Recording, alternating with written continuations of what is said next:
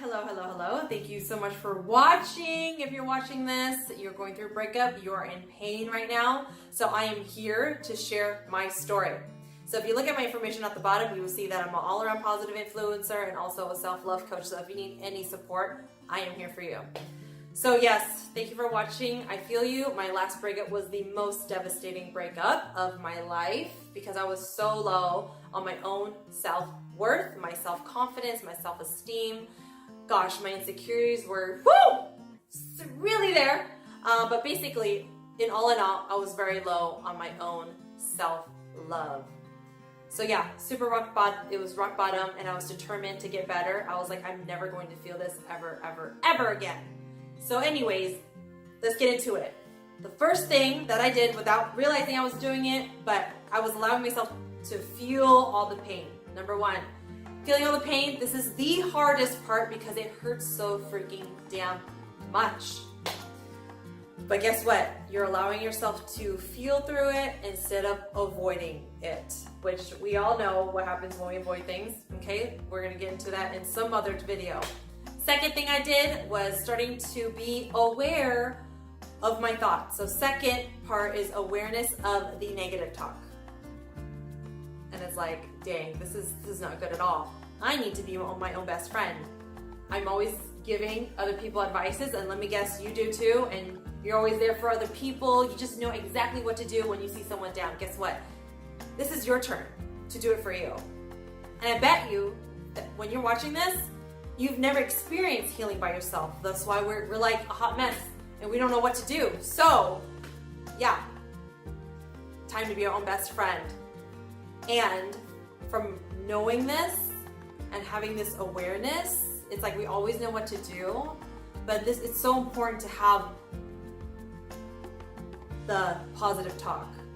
Negative talk to positive talk, and then it leads into the third thing, actions. So I'll break it down to 3 actions that I did.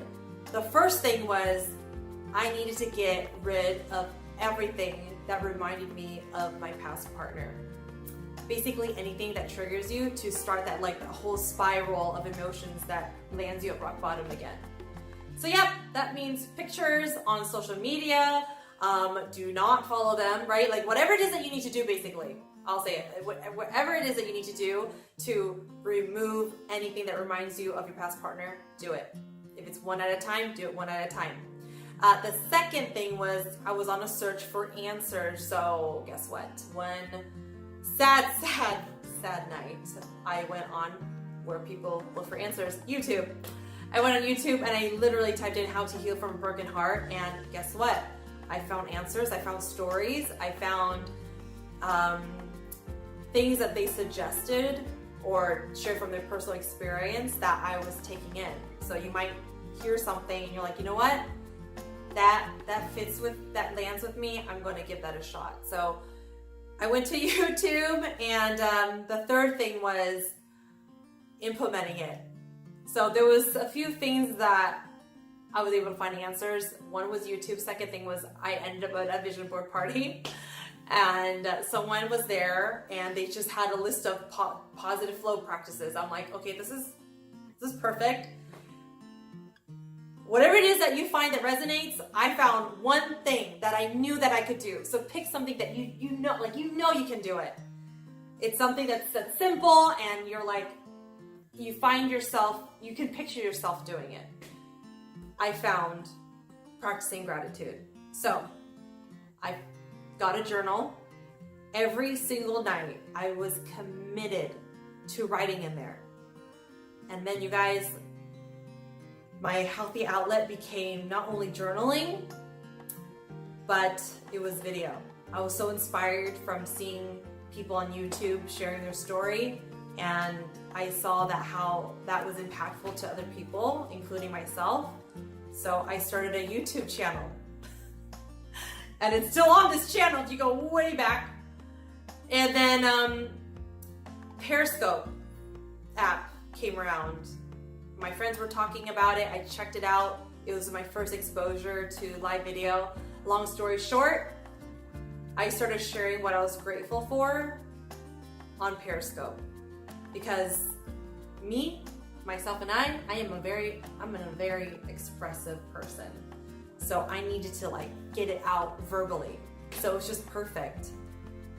Every single night, to keep myself accountable, I'd share it on Periscope. And because I was showing up there every single day, I started to meet new people and I started to build community, and people were just with it and being grateful with me. So anyways, you guys, once you get through 1, 2, and 3, and you're just doing this over and over again, days will turn into weeks. And then when you get to a point where it's been a month, you're just like, this is amazing. You will feel a high that you created yourself.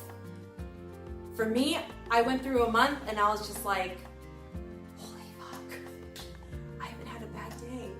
I cannot believe it. I'm doing it. And I just was obsessed with it, you guys. And till this very day, the practices of being grateful helped me become a grateful person. And now when other things happen, because I found this way of healing by myself, I'm able to navigate myself through the pain to the other side. So you will find your flow. It is all with practice. And just remember, have some compassion for yourself. And you are the most important person in your life. Okay? And if you don't know that, then you're not going to be fighting for yourself to be worth it. You're not going to fight to do the actions that prove it to yourself that you love you, that you care about you care about your heart, you care about living, you care about being happy, like you care about your emotional state, your mental state, your spiritual state, physical, financial, all of that. So if you need any further support, there's so much to this. I'm going to even make a second video to just keep it going. My contact information is down below. You can find me also on Instagram and Facebook. Thank you for listening. Lots of love to you. I'll see you next week. Bye.